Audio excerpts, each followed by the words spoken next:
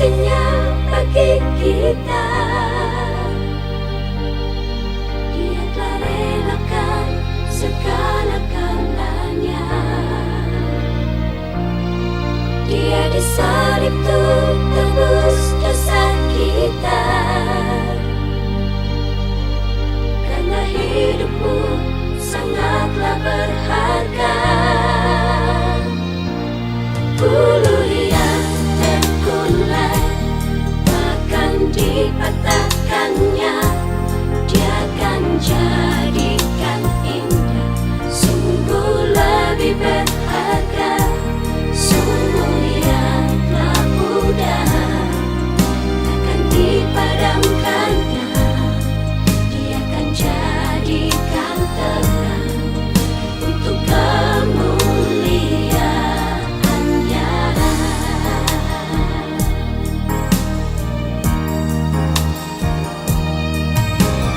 Hidupmu berharga bagi Allah. Tiada yang tak berkenan di hadapan-Nya.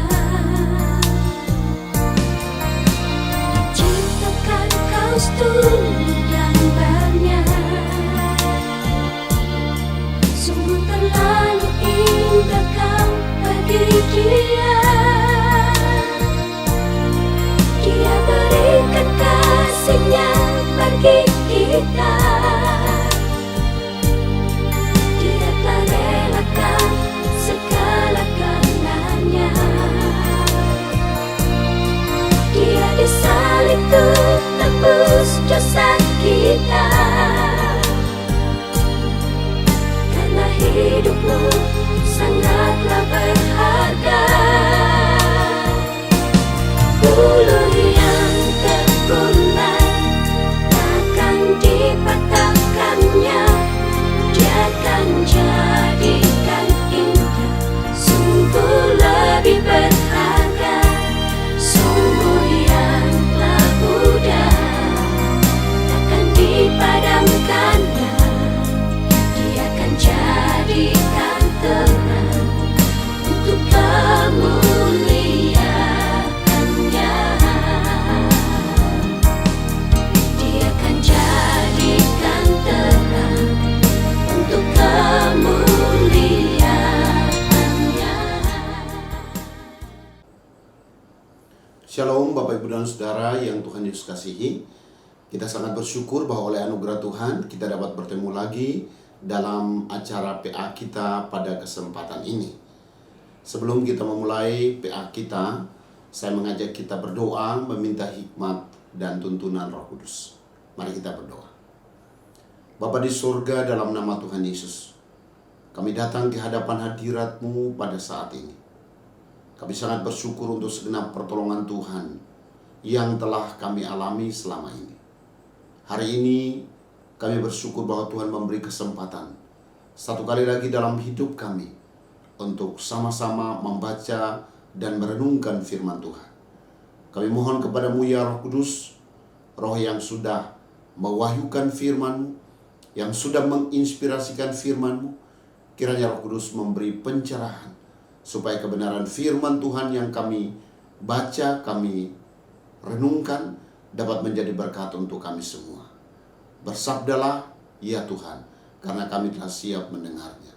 Dalam nama Tuhan Yesus yang adalah firman yang hidup itu, kami sudah berdoa. Amin. Bapak, Ibu, dan Saudara, mari kita membuka dan membaca firman Tuhan dari kitab Kisah Para Rasul pasal yang ke-18 ayat 24 sampai ayat yang ke-28. Firman Tuhan berkata demikian. Sementara itu datanglah ke Efesus seorang Yahudi bernama Apolos yang berasal dari Alexandria. Ia seorang yang fasih berbicara dan sangat mahir dalam soal-soal kitab suci. Ia telah menerima pengajaran dalam jalan Tuhan. Dengan bersemangat ia berbicara dan dengan teliti ia mengajar tentang Yesus. Tetapi ia hanya mengetahui baptisan Yohanes. Ia mulai mengajar dengan berani di rumah ibadat. Tetapi setelah Priskila dan Aquila mendengarnya, mereka membawa dia ke rumah mereka dan dengan teliti menjelaskan kepadanya jalan Allah. Karena Apolos ingin menyeberang ke Akhaya, saudara-saudara di Efesus mengirim surat kepada murid-murid di situ supaya mereka menyambut dia. Setibanya di Akhaya, maka ia oleh kasih karunia Allah menjadi seorang yang sangat berguna bagi orang-orang yang percaya. Sebab dengan tak jemu-jemunya ia membantah orang-orang Yahudi di muka umum dan membuktikan dari kitab suci bahwa Yesus adalah Mesias. Demikian jauh pembacaan firman Tuhan. Yang berbahagia adalah kita yang mendengar dan melakukan dalam hidup kita tiap-tiap hari. Bapak Ibu yang dikasihi Tuhan, tema firman Tuhan yang kita renungkan pada kesempatan ini yang menjadi tema PA kita terambil dari ayat yang ke-27 bagian yang terakhir. Disebutkan bahwa Apolos menjadi seorang yang sangat berguna bagi orang-orang yang percaya. Bapak, Ibu, dan Saudara, menjadi pribadi yang sangat berguna. Dalam hidup kita, tentu yang menjadi kerinduan dalam diri kita adalah kita mau menjadi pribadi yang berguna. Betul ya Bapak Ibu? Akan menjadi hal yang menyedihkan kalau akhirnya kita mendengar orang berbicara tentang kita dan mereka berkata, oh, bapak itu atau ibu itu menyebutkan nama kita dan mereka berkata bahwa dia itu tidak berguna. Itu sesuatu yang menyedihkan. Mengapa? Karena sebenarnya kita ingin menjadi pribadi yang berguna. Berguna untuk keluarga kita, berguna di tengah-tengah pekerjaan kita, berguna di gereja, berguna untuk suku-suku yang terabaikan, berguna untuk kerajaan Allah. Bapak, Ibu, dan Saudara, kita tidak mau menjalani hidup ini secara percuma, tapi kita mau menjadi orang-orang yang berguna. Pagi hari ini kita mau belajar dari seorang yang bernama Apolos. Dia menjadi pribadi yang sangat berguna. Dan menjadi sebuah pertanyaan adalah, bila mana seorang dikatakan berguna? Seseorang dikatakan berguna apabila dengan keberadaannya orang lain mendapatkan berkat dan memperoleh manfaat, memperoleh kekuatan, penghiburan, sukacita dari kehadirannya. Kalau sebaliknya, keberadaan kita tidak berpengaruh, tidak membawa orang lain untuk dikuatkan atau memperoleh manfaat dari kehidupan kita, maka itu sudah pasti kita menjadi pribadi yang tidak berguna. Seorang dengan kesederhanaannya, artinya untuk berguna tidak harus menjadi orang-orang hebat, tetapi seorang dengan kesederhanaannya dapat dipakai oleh Tuhan menjadi pribadi yang berguna.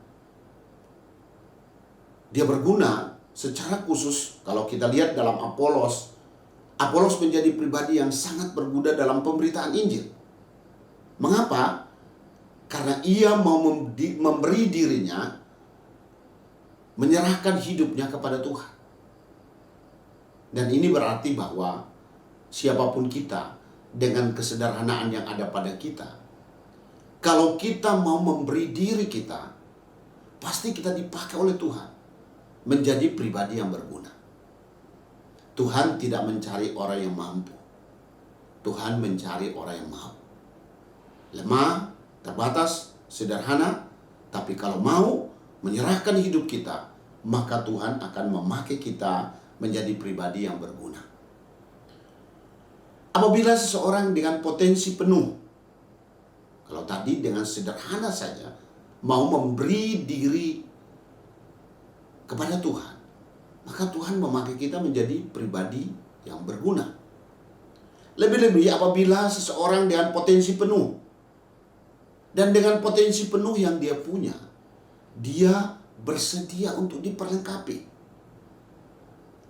Sehingga dia bisa terlibat menjadi saksi Tuhan. Maka sudah pasti ia menjadi pribadi yang sangat berguna dalam kerajaan Allah. Bapak Ibu, kita bersyukur untuk semua potensi yang Tuhan berikan kepada kita. Potensi itu bisa berarti bahwa itu terkait dengan kepintaran, kemampuan-kemampuan yang kita punya.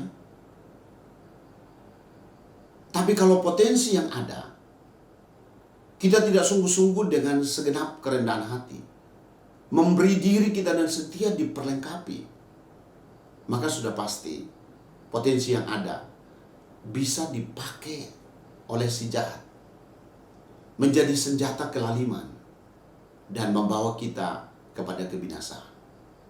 Tapi kalau potensi yang ada, kita mau serahkan kepada Tuhan, dengan rendah hati mau bersedia untuk diperlengkapi, maka kita menjadi pribadi yang sangat berguna. Dalam Kisah Para Rasul pasal 18 bacaan kita tadi, Bapak Ibu, Dr. Lukas, penulis Kisah Para Rasul, mengisahkan suatu peristiwa yang terjadi di Efesus tentang para pesiara Yahudi yang datang ke Yerusalem. Apa yang terjadi dengan para pesiara itu? Mereka mendengarkan khotbah Yohanes Pembaptis yang berisi kehidupan dan pelayanan Yesus. Namun, para pesiara ini belum mengetahui tentang hal yang paling esensial dari kehidupan Tuhan Yesus. Apa yang paling utama dari kehidupan Tuhan Yesus? Hal yang utama dari kehidupan Tuhan Yesus adalah tentang kematian dan kebangkitan. Bapak Ibu, dalam kesempatan yang lain kita sudah melihat dari 1 Korintus pasal 15 ayat 3 dan ayat 4. Di situ disebutkan bahwa sebab yang sangat penting telah kusampaikan kepadamu, yaitu apa yang aku terima sendiri, yaitu bahwa Kristus Yesus telah mati karena dosa-dosa kita sesuai dengan kitab suci, bahwa ia telah dikuburkan, dan bahwa ia telah dibangkitkan pada hari yang ketiga sesuai dengan kitab suci. Saudara, ada yang sangat penting, yaitu kematian dan kebangkitan Kristus. Dan hal yang sangat penting ini belum dipahami oleh para pesiara ini. Mereka tahu tentang Yesus, dan mereka juga diberkati tentang kehidupan dan pelayanan Yesus. Tapi hal yang paling utama ini justru mereka belum mengerti. Mereka juga belum mengerti tentang kedatangan Roh Kudus pada hari Pentakosta. Bapak, Ibu, dan Saudara, dari para pesiara ini, salah satu di antara mereka itulah Apolos. Dia seorang yang kalau kita perhatikan dalam bacaan tadi, dia sedia diperlengkapi dengan segenap kerendahan hatinya, bersedia dilengkapi. Dan kalau kita lihat di bagian-bagian akhir dari bacaan kita, secara khusus di ayat yang ke-27, malah Alkitab berkata, ia menjadi seorang yang sangat berguna bagi Tuhan. Perhatikan kata sifat yang dipergunakan, yaitu kata sangat. Dia bukan hanya berguna. Kalau berguna saja udah senang kita. Apalagi kita menjadi pribadi yang sangat berguna. Bapak Ibu, sampai di sini mari kita berdoa supaya oleh anugerah Tuhan, oleh kasih karunia Tuhan, kita juga menjadi pribadi yang sangat berguna dalam hidup sementara yang Tuhan anugerahkan kepada kita. Mari kita melihat lebih dalam tentang Apolos. Mengapa dia menjadi seorang yang sangat berguna? Yang pertama adalah dia ingin menjadi berguna. Bapak Ibu, apakah keinginan itu juga ada di dalam hati kita? Apolos disebutkan bahwa dia adalah seorang Yahudi yang berasal dari Alexandria di Mesir. Orang tuanya orang Yahudi, tapi dia lahir dan besar di Alexandria di Mesir. Dia sangat mahir berbahasa. dia fasih berbicara. Bapak Ibu, memang dalam Alkitab disebutkan ada orang-orang yang merasa tidak fasih berbicara. Seperti Musa misalnya. Dia bilang dia tidak fasih berbicara. Yeremia misalnya. Dia sebutkan aku tidak pandai berbicara. Saudara-saudara, tapi beda dengan Apolos. Dia seorang yang fasih berbicara. Dan sampai di sini Bapak Ibu perhatikan bahwa orang yang tidak fasih bicara saja seperti Musa, Yeremia, kalau mau dipakai oleh Tuhan, Tuhan pakai mereka luar biasa. Apalagi orang yang fasih berbicara. Dia sering disebut dengan anerlogios. Itu artinya seorang yang bijaksana. Lihat bahwa dia tidak hanya pandai bicara, tapi dia juga ada seorang yang bijaksana, yang punya kemampuan berpikir dengan baik. Bapak Ibu, dia juga adalah seorang yang terpelajar. Dia memahami tentang sejarah. Maka orang-orang seperti ini sering dijuluki dengan istilah historiarum peritus, yakni ahli sejarah yang pandai. Dan dia ini, perhatikan bahwa dia memenuhi kriteria-kriteria yang luar biasa, punya kemampuan luar biasa untuk melayani Tuhan. Otaknya bagus dalam hal belajar, punya pemahaman terhadap sejarah, tetapi juga dia pandai untuk menyampaikannya. Memang ada orang yang, wah dia pintar sekali, dia menguasai banyak hal, tapi kurang mampu untuk bisa mengeluarkannya, menjelaskannya kepada orang lain. Tapi Apolos ini luar biasa. Dia punya kemampuan berpikir yang baik, punya pemahaman yang luas, tetapi juga punya kecakapan dalam mengkomunikasikan apa yang menjadi pengetahuannya sehingga orang lain bisa mengertinya.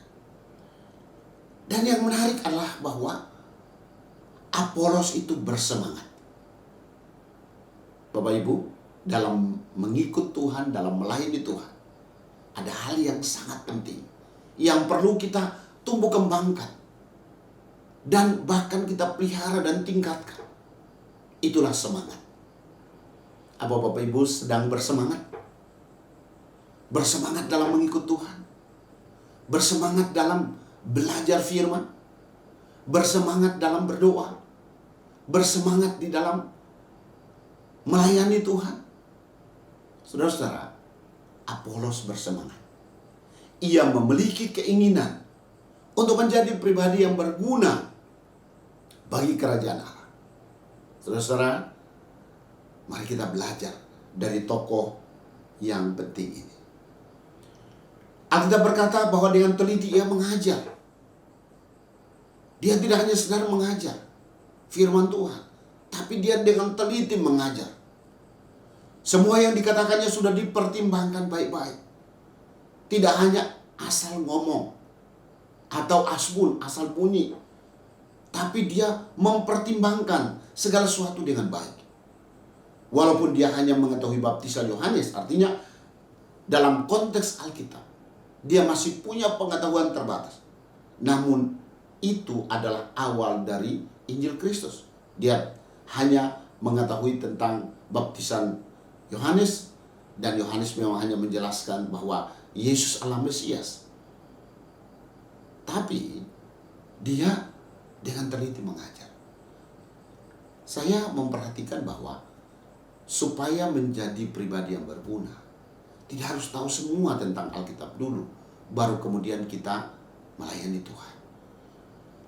Apolos bersemangat dalam melayani. Walaupun memang pengetahuan Alkitabnya tidak sekelas Paulus atau Petrus, tapi walaupun masih terbatas, tapi dia sudah punya kerinduan untuk melayani Tuhan. Ia mengajarkan tentang Kristus Tuhan dan bukan tentang filosofi bangsa non-Yahudi. Walaupun ia dapat membicarakan filsafat dengan sangat baik. Mengapa? karena dia juga adalah ahli filsafat. Tapi dia tidak berbicara tentang itu. Dia berbicara tentang Kristus. Saudara-saudara, artinya apa? Kemampuannya, energinya, potensinya diarahkan untuk berbicara tentang Yesus. Bapak, Ibu, dan Saudara yang dikasihi Tuhan, Apolos ingin berguna bagi Tuhan dengan menggunakan semua potensinya, meskipun belum memahami inti Injil yang sesungguhnya. Tapi dia sudah mau menggunakan potensi yang ada untuk kemuliaan Tuhan. Bapak Ibu, kalau begitu, apakah kita kemudian berkata, oke, saya memang tidak harus menyediakan diri untuk belajar lebih dalam. Yang penting ya seperti Apolos, walaupun dia punya kemampuannya terbatas, yang penting melayani. Tidak. Mari kita lihat bagian yang kedua. Bagian yang kedua adalah Apolos diperlengkapi agar menjadi pribadi yang berguna. Bapak, Ibu, dan Saudara, ketika dia menyampaikan khotbah yang berapi-api, Aquila dan Priscilla, ini dua orang yang adalah suami istri ini. Mereka itu memang adalah kaum awam. Mereka adalah businessman, businesswoman. Tapi mereka punya pemahaman terhadap firman itu bagus sekali. Mereka punya pemahaman yang baik. Mereka sudah sampai memahami inti Injil, yaitu kematian dan kebangkitan Kristus. Nah, Aquila dan Priscilla, mereka mendengarkan khotbah dari Apolos di rumah ibadah. Dan walaupun pengetahuan tentang Kristus masih sangat terbatas, namun karena dia memiliki karunia yang sangat baik, mereka turut mendengarkan khotbahnya. Artinya, itu kemampuannya menarik orang datang, termasuk Aquila dan Priscilla, untuk mendengarkan. Pengetahuan Apolos tentang kekristenan belum sempurna. Karenanya, setelah Aquila dan Priscilla mendengar khotbahnya, semangat yang berapi-api, ternyata mereka tahu bahwa pemahamannya sangat terbatas. Menarik Bapak Ibu bahwa Aquila dan Priscilla tidak berdiri dan menentang Apolos dan berkata, Apolos, semangat sih semangat, tapi awas loh, kamu salah, kamu bisa menyesatkan. Tidak. Yang terjadi adalah bahwa Priscilla dan Aquila, mereka membawa Apolos ke rumahnya dan dengan teliti menjelaskan kepadanya jalan Allah. Istilah jalan Allah ini adalah istilah yang pertama dipakai untuk menyebutkan tentang pengikut Kristus. Sebelum disebut Kristen, itu disebut dengan jalan Allah. Dan Bapak Ibu, Aquila dan Priscilla, mereka menjelaskan kepada Apolos tentang jalan keselamatan di dalam Yesus Kristus. Ini sebuah teladan yang baik, Bapak Ibu. Mungkin di antara Bapak Ibu, walaupun tidak menyandang predikat sebagai pendeta atau penginjil, tapi punya pemahaman yang baik terhadap Alkitab. Sementara mungkin ada hamba-hamba Tuhan yang masih muda, punya semangat, tapi pemahamannya belum sebaik Bapak Ibu. Jangan rendahkan mereka. Jangan patahkan semangat mereka. Ikuti contoh Aquila dan Priscilla.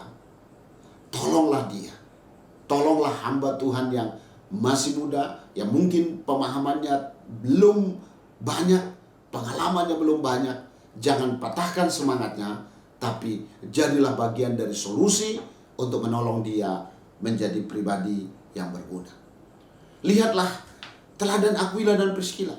Mereka memperlengkapi Apolos dengan materi yang dibutuhkan dan mengungkapkan dengan kata-kata bijak. Luar biasa. Lihatlah teladan kerendahan hati Apolos, bahwa dia adalah seorang pemuda yang sangat cerdas, memiliki bakat dan pengetahuan yang hebat, baru saja lulus dari universitas, seorang pengkhotbah terkenal, namun setia dengan segenap kerendahan hati, bersedia diperlengkapi oleh pengajaran dari Aquila dan Priscilla. Ia sedia diperlengkapi. Kenapa? Karena ia mau menjadi pribadi yang lebih berguna. Kalau kita sudah berguna dan merasa diri sudah cukup, memang kita hanya sampai di berguna. Tapi kalau kita dengan rendah hati mau untuk terus diperlengkapi, maka kita bisa naik level dari level yang berguna menjadi level yang lebih berguna. Jangan puas hanya sampai berguna, tapi biarlah oleh kasih karunia Tuhan kita menyediakan diri, bersedia diperlengkapi untuk menjadi pribadi yang lebih berguna.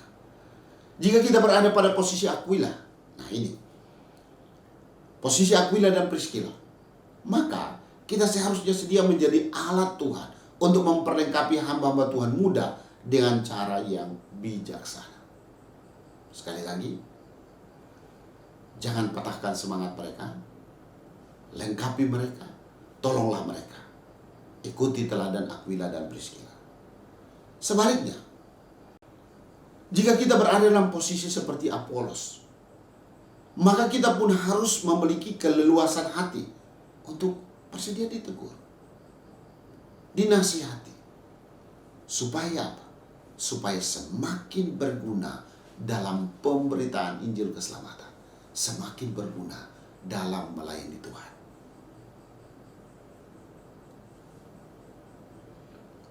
Mari kita lihat bagian yang ketiga. Ialah bahwa Apolos menjadi pribadi yang sangat berguna. Alkitab berkata bahwa dari Efesus, Apolos menyeberang menuju Akhaya.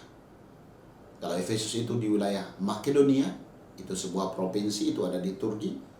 Tapi kemudian Apolos dia menyeberang menuju Akhaya. Akhaya sekarang ada di Yunani. Dan lihatlah, orang percaya sangat dibangun. Orang-orang yang telah menerima Injil sangat diteguhkan. Apolos oleh kasih karunia Allah menjadi seorang yang efektif dalam pelayanan. Dia memberi dampak kemajuan terhadap komunitas orang percaya. Lihat ini Bapak Ibu, bahwa ketika dia hadir dalam komunitas orang Kristen, perhatikan bahwa dia menjadi pribadi yang efektif dalam pelayanan. Dia memberi dampak. Dia kehadiran yang membawa kemajuan. Sekali lagi, kehadiran yang membawa kemajuan. Saudara-saudara yang dikasihi Tuhan, ketika kita masuk dalam komunitas, apakah komunitas itu adalah gereja, lembaga gereja, atau persekutuan, atau kelompok PA seperti kita di PADL, saudara-saudara, mari kita menjadi pribadi yang ketika kita hadir, itu membawa kemajuan. Jangan hanya menjadi orang Kristen yang hanya memikirkan apa yang saya dapat dari persekutuan itu.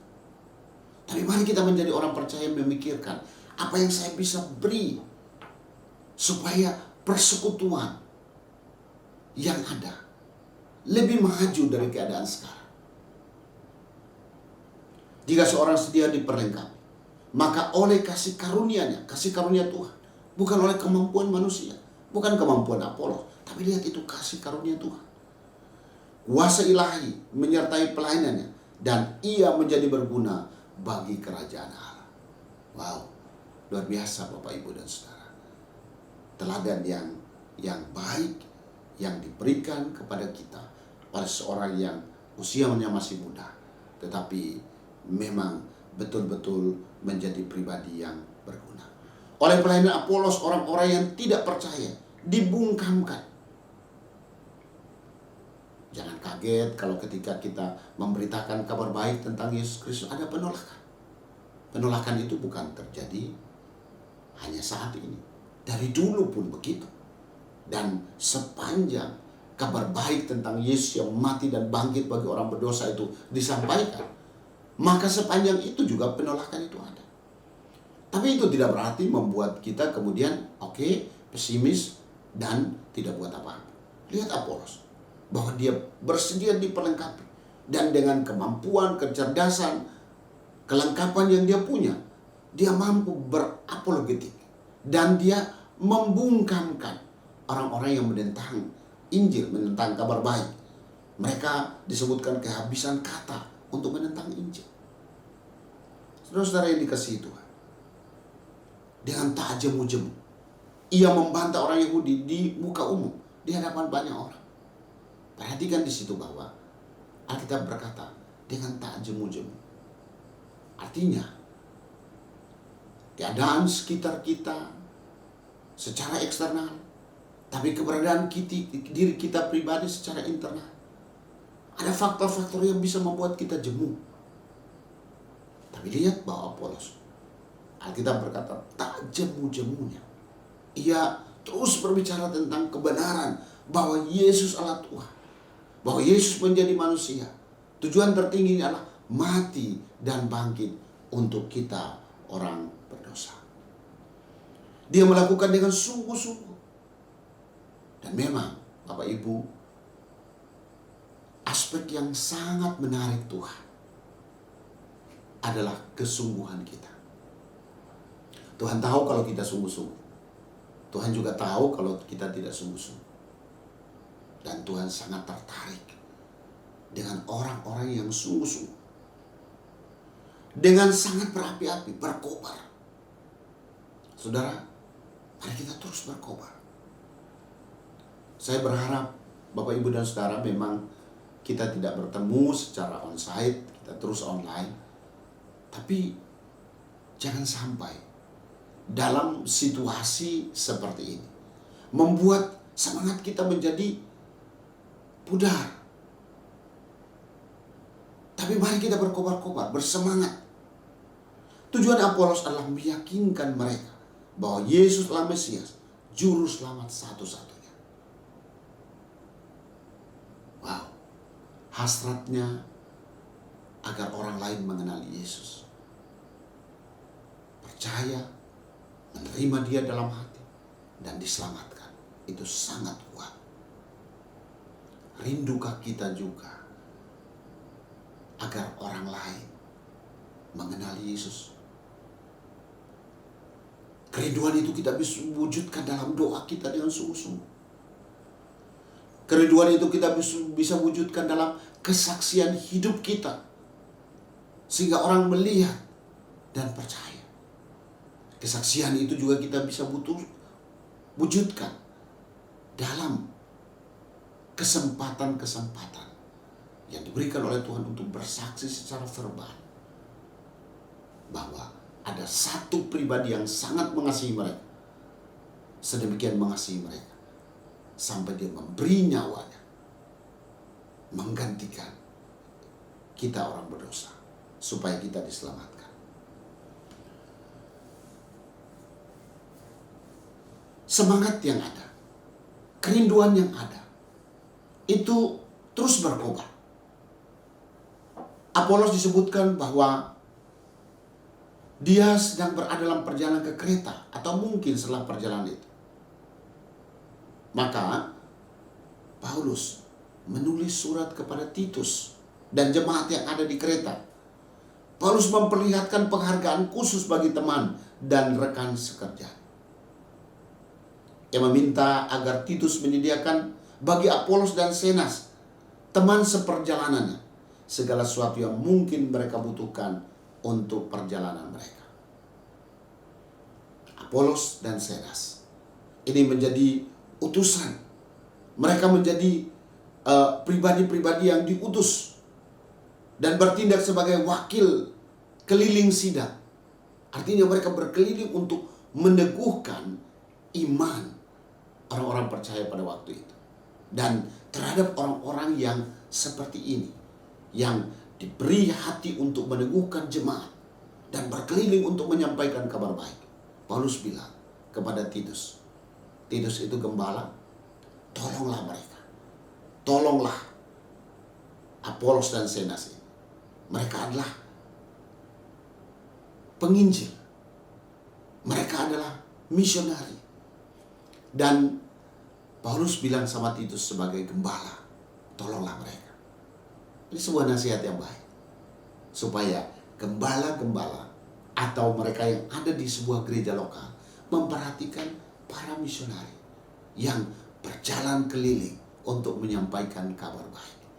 Kalau ada sinergi yang baik, maka itu akan membawa ledakan dalam pemberitaan kabar baik.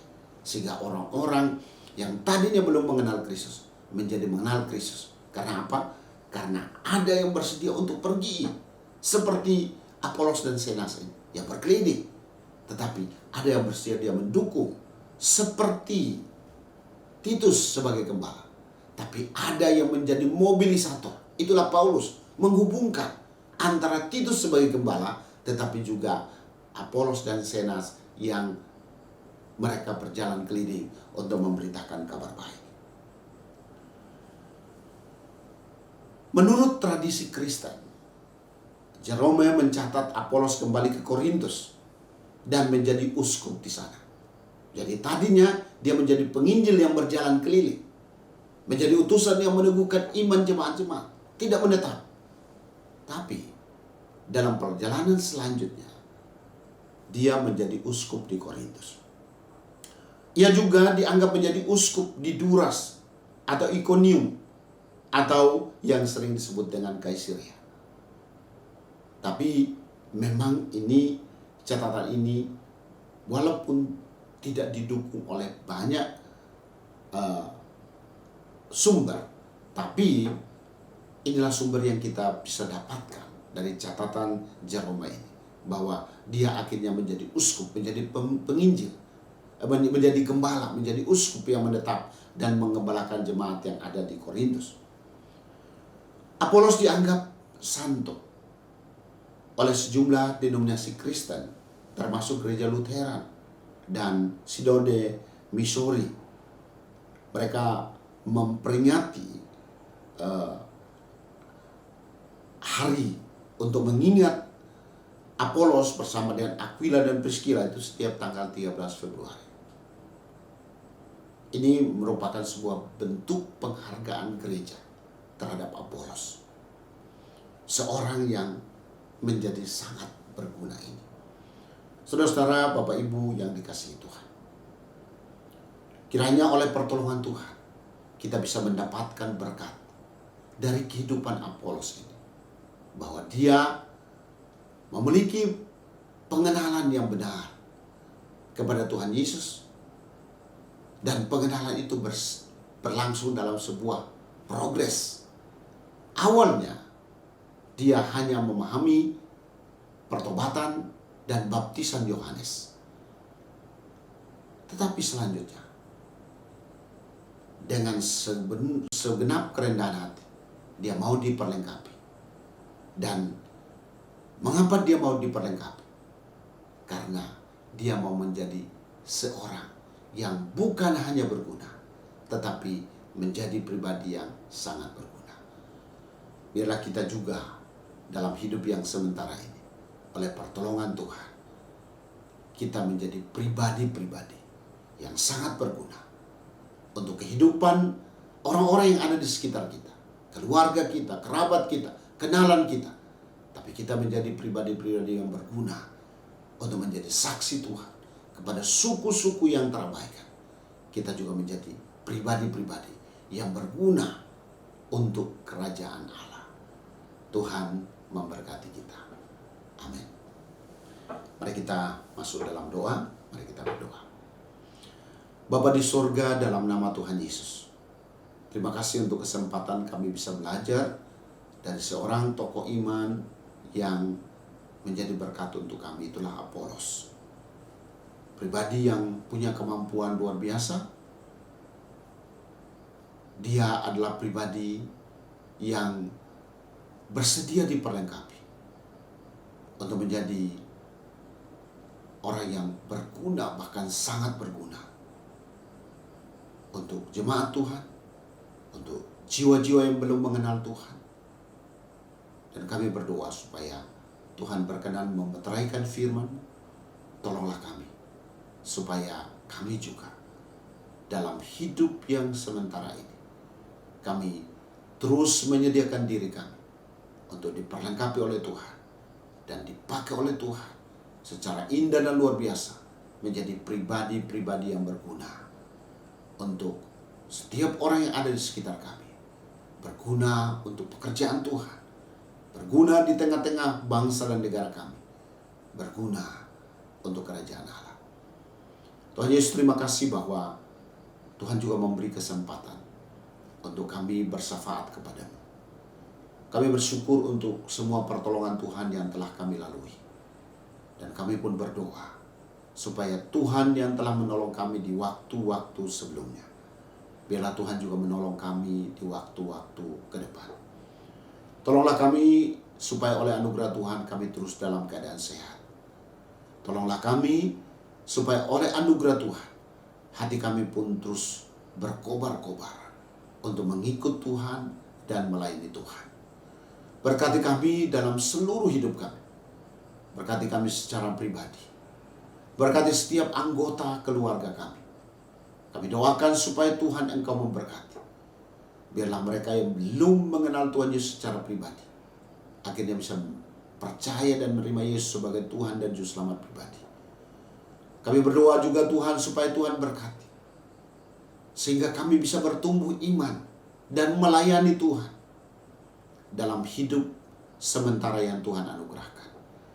Tuhan Yesus, kami berdoa saat ini untuk semua anak cucu yang sedang menjalani studi, supaya Tuhan berkati.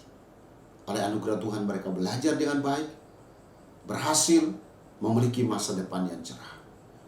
Untuk setiap anggota keluarga yang membutuhkan pekerjaan, bila oleh anugerah Tuhan, Tuhan buka jalan dan mengaruniakan pekerjaan. Semua yang sudah punya pekerjaan, biarlah kiranya tangan Tuhan terangkat memberkati, supaya apa yang dikerjakan, apa yang diusahakan, berhasil, beruntung untuk hormat dan kemuliaan Tuhan. Berdoa untuk setiap anggota keluarga yang sudah waktunya untuk menikah, tapi belum memperoleh calon teman hidup yang terbaik. Kami doakan supaya oleh anugerah Tuhan, Tuhan mempertemukan dengan calon teman hidup yang terbaik, yang seiman, yang saling mencintai, dan oleh anugerah Tuhan mereka bisa membentuk rumah tangga Kristiani yang bahagia. Tuhan, kami pun berdoa supaya Tuhan Engkau berkenan memberkati untuk setiap kami bisa terlibat dalam melayani Tuhan. Kami berdoa untuk gereja-gereja di Indonesia supaya Tuhan Engkau berkati, supaya ada semangat ekumenis, semangat keesaan, bergandeng tangan bersama, menjadi berkat di tengah-tengah bangsa kami. Kami doakan untuk pemerintah, bangsa dan negara kami. Kiranya Tuhan memberkati. Berkati akan Bapak Presiden dengan semua jajaran pemerintahan sampai yang dekat dengan kami. Bila kiranya Tuhan Engkau menolong dan memberkati, supaya roda pemerintahan dapat dijalankan dengan baik. Kami berdoa supaya hikmat dan keberanian dari Tuhan menjadi bagian dari Bapak Presiden untuk mengambil keputusan-keputusan yang tepat untuk membawa bangsa kami lebih maju dari keadaan sekarang. Doa kami secara khusus untuk saudara kami, Bapak Luhut Binsar Panjaitan. Tuhan Engkau kiranya terus menolong. Biarlah dia dalam keadaan yang sehat bersama dengan ibu. Kami berdoa juga supaya Tuhan Engkau berkati, berikan hikmat dalam menjalankan semua tanggung jawab yang ada. Dan kami berdoa supaya Engkau pakai hamba-Mu ini terus menjadi berkat di tengah-tengah bangsa kami. Tuhan Yesus, kami berdoa menyerahkan sepenuhnya untuk juga semua tenaga utusan gereja, para misionari dalam pemberitaan kabar baik. Kami doakan mereka supaya Tuhan Engkau berkati. Cukupkan semua keperluan yang dibutuhkan. Jaga dan lindungi mereka. Urapi mereka Tuhan. Terus berikan semangat. Biar dari kehidupan dan pelayanan mereka ada banyak orang yang mengenal Engkau sebagai Tuhan dan Juru Selamat pribadi. Terima kasih Tuhan. Kami bersyukur dan berdoa menyerahkan seluruh hidup kami. Kami berdoa kalau ada di antara kami yang dalam keadaan sakit, ulurkan tangan kasih-Mu ya Tuhan, jamah, pulihkan dan sembuhkan. Kalau dalam keadaan susah Tuhan Engkau hibur, yang jatuh Tuhan angkat. Yang berkekurangan Tuhan memberi kecukupan. Bahkan kami berdoa untuk saudara-saudara kami yang dalam keadaan memiliki masalah, pergumulan, kesulitan, beban yang berat. Tuhan kuatkan mereka. Dan oleh anugerah Tuhan, mereka dapat berdiri teguh dan keluar dari masalah ini, memperoleh kemenangan dari Tuhan Yesus. Terima kasih Tuhan. Kami mau mengakhiri semua rangkaian PA kami. Dan kami berdoa, biarlah kiranya anugerah Tuhan Yesus Kristus dan kasih Allah Bapa serta persekutuan dengan Roh yang kudus menyertai, menolong dan memberkati Bapak Ibu Saudara sekalian saat ini dan terus kekal selama-lamanya. Amin.